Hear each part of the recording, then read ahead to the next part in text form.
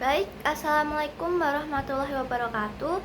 Perkenalkan, nama saya Agustina Irmawanti dengan NIM 250501010152 dari kelas KM 104 dan dari prodi S1 PJJ Komunikasi Universitas Siber Asia semester 1. Di sini saya membuat video untuk memenuhi tugas UTS pada mata kuliah pengantar komunikasi digital. Nah, kita masuk dari pertanyaan pertama. Jadi, pertanyaan pertama adalah pengertian komunikasi beserta contohnya. Pengertian komunikasi menurut pemahaman saya adalah proses penyampaian pesan yang terdiri dari adanya komunikator dan komunikan. Jadi komunikator adalah yang menyampaikan pesan, sedangkan komunikan adalah yang menerima pesan melalui media tertentu dengan bertujuan agar pesan dapat dipahami dan terdapat respon atau feedback di dalamnya.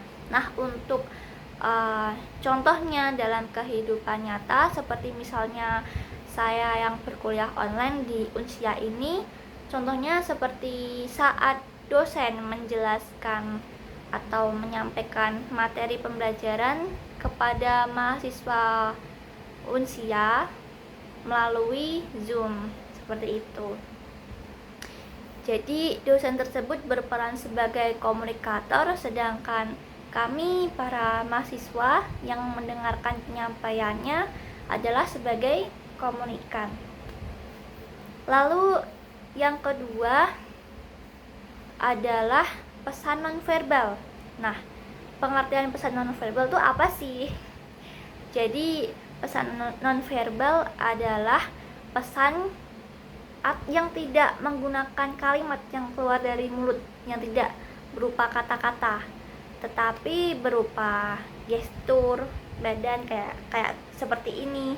Lalu ekspresi wajah, senyum, atau bisa aja kayak cemberut atau ekspresi sedih. Lalu dari sorotan mata yang gembira, exciting, ataupun sorotan mata yang lesu. Lalu ada juga dari intonasi suara, ekspresi wajah atau mimik muka, dan lain sebagainya. Lalu peran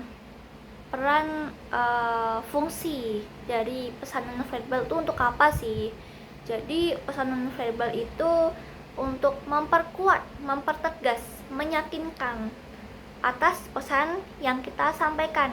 Coba bayangin aja kalau kita berbicara dengan nada datar, tanpa pergerakan gestur badan, ekspresi wajah juga yang flat gitu ataupun datar, pasti komunikan tidak akan merasakan sesuatu yang greget, sesuatu yang seperti emosi lah kita katakannya ya, seperti itu. Jadi sekali lagi, pesan nonverbal berfungsi untuk mempertegas, meyakinkan atas pesan yang dibawakan atau disampaikan, seperti itu.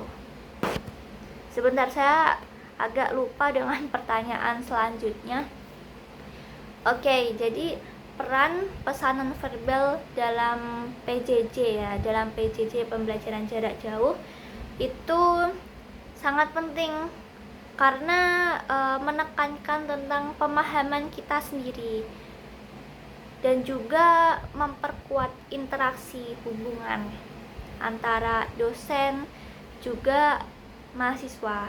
Contohnya pesan nonverbal dalam pembelajaran jarak jauh, yaitu ketika kita sedang Zoom, maka kita wajib ataupun perlu untuk on camera. Jadi kita bisa saling ada interaksi yang kuat gitu dan bisa menyampaikan merasakan emosi seperti oh iya, dosen bisa melihat nih mahasiswanya apakah memperhatikan atau tidak, apakah fokus atau malah ditinggal tidur karena ngantuk atau kedistrak karena main sosial media seperti itu.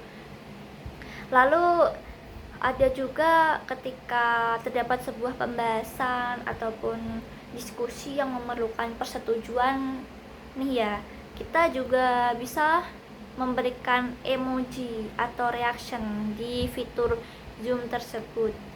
Dan itu kan tidak kita keluarkan dalam bentuk kata-kata. Seperti itu tuh juga termasuk pesanan verbal. Terus ketika kita senyum ketika sedang di absen ataupun sedang dokumentasi ataupun ketika menyambut pembelajaran online dengan dosen, dengan teman-teman, kita menampilkan mimik ekspresi wajah tersenyum. Nah, itu juga termasuk pesan nonverbal. Ketika kita juga menganggukkan kepala, nah seperti itu juga termasuk. Lalu pertanyaan selanjutnya adalah komunikasi yang baik dan efektif, tentang pengertiannya, kapan kita menggunakannya, dan tantangan terbesar. Oke, untuk pengertian dari komunikasi baik dan efektif adalah komunikasi yang pesan-pesannya disampaikan secara sejelas-jelasnya agar yang menerima pesan menjadi paham. Seperti itu. Lalu kapan sih kita menggunakannya dan mengapa tuh diperlukan gitu. Jadi dalam kehidupan kita pasti akan menemui sebuah kerja tim, sebuah hubungan yang melibatkan manusia dengan banyak orang. Maka di saat seperti itu kita perlu banget loh untuk berkomunikasi dengan sebaik-baiknya, sejelas-jelasnya, seefektifnya. Karena jika kita tidak bisa berkomunikasi efektif, maka si lawan bicara tentunya juga akan kesulitan untuk memahami, menerima pesan dari apa yang kita sampaikan. Bahkan juga hubungan antara manusia juga tidak akan tercapai dengan baik gitu, tidak akan bisa bertahan ataupun berjalan langsung gitu dalam jangka waktu yang lama. Seperti itu. Dan itu juga sangat penting untuk menghindari kesalahpahaman. Tetapi kesalahpahaman dalam kehidupan tuh normal, asalkan bagaimana setelahnya kita jadi mengevaluasi diri gitu untuk selalu berusaha berkomunikasi dengan efektif. Lalu pertanyaan selanjutnya adalah tantangan terbesar. Nah, tantangan terbesar dalam berkomunikasi yang baik dan efektif itu adalah ketika adanya perbedaan background atau latar belakang gitu ya, kayak perbedaan budaya. Kalau perbedaan budaya kan kita pasti ada kendala dalam bahasa gitu. Apalagi di Indonesia kita adalah diversity culture, yang dimana bahasa daerah itu kira-kira ada 700 bahasa daerah sendiri. Jadi itu adalah tantangan bagi kita yang ingin komunikasi efektif tapi terkendala oleh perbedaan bahasa itu sendiri. Lalu kemudian ada perbedaan perspektif, persepsi atau emosi.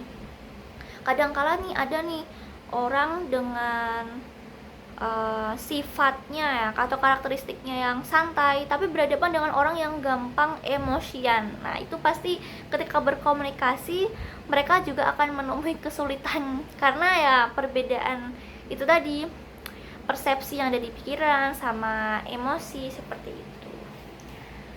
Lalu ada juga gangguan media. Nah, contohnya kayak dalam pembelajaran PJJ ya melalui Zoom, ketika kita nih ada gangguan koneksi gitu. Nah, itu pasti juga akan terganggu komunikasinya, tidak bisa menjadi efektif lagi gitu. Jadi hal-hal seperti itu memang kita harus berpikir sih untuk mencari solusi. Sekian dari yang bisa saya sampaikan. Mohon maaf bila masih terdapat banyak kurangnya ya atas jawaban saya ataupun bahkan dalam cara saya berkomunikasi. Sekian, terima kasih. Wassalamualaikum warahmatullahi wabarakatuh.